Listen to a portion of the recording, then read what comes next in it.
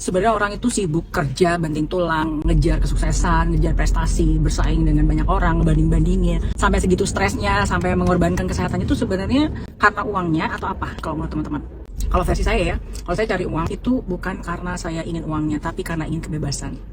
Contohnya kayak sekarang ini lagi hari apa nih sekarang? Sekarang hari Selasa, weekdays, dan saya baru selesai terapi pijat gitu ya. Dan kalau weekday jadi sesantai itu karena saya nggak perlu ngantri. Kalau weekend udah pasti ngantrinya panjang banget, dan udah pulang dari situ saya masih jajan-jajan. Jadi sebenarnya yang dikejar orang itu bukan uang, yang dikejar orang adalah kebebasan. Sebenarnya orang-orang kaya itu rela ngirit di awal, rela untuk bekerja keras dan menginvestasikan sebagian besar uangnya di awal. Itu tujuannya sebenarnya adalah untuk membeli kebebasan nantinya. Saya baca buku The Secret of Millionaire Mind. Di situ banyak banget ditulis perbandingan antara pola pikir orang kaya dan orang miskin. Kalau orang kaya itu ya berpikirnya jangka panjang, tapi kalau orang miskin itu pasti berpikir jangka pendek. Mereka selalu suka ngasih gratifikasi jangka pendek. Begitu mereka earn money, pasti langsung dibelanjakan saat itu juga. Beda dengan orang kaya, mereka tuh pasti rela nabung dulu. Nantinya uang yang ditabung itu justru untuk diinvestasikan, yang nantinya itu akan berkembang. Nah, mereka boleh pakai hasil dari investasi itu. Kita harus bisa disiplin untuk tidak menggunakan uang yang kita tabung itu. Yang kita boleh lakukan hanyalah untuk investasi. Supaya apa? Supaya terjadi compounding.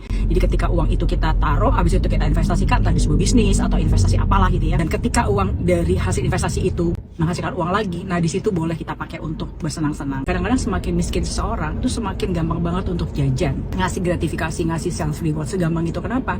Karena sebenarnya itu adalah untuk menutup luka ya. Dia mau bilang sama dirinya sendiri bahwa gue baik-baik aja kok, gue tuh nggak miskin gitu loh. Ada yang bilang itu namanya lipstick theory. Lipstick theory itu ya kayak gitu. Jadi sebenarnya dia tuh lagi nggak baik-baik saja, tapi dia mau bilang sama diri sendiri dia tuh baik-baik saja kok dengan cara jajan-jajan atau beli barang-barang mahal. Saya juga baca di buku The Secret of Millionaire Mind itu, di situ ada salah satu cerita tentang seseorang yang suka banget belanja apa aja gitu. Jadi setiap ngelihat ada duit belanjain, ada duit belanjain, kayak gitu aja terus. Ternyata dulunya dia datang dari keluarga yang sangat-sangat ngirit, nggak boleh beli ini, nggak boleh beli itu.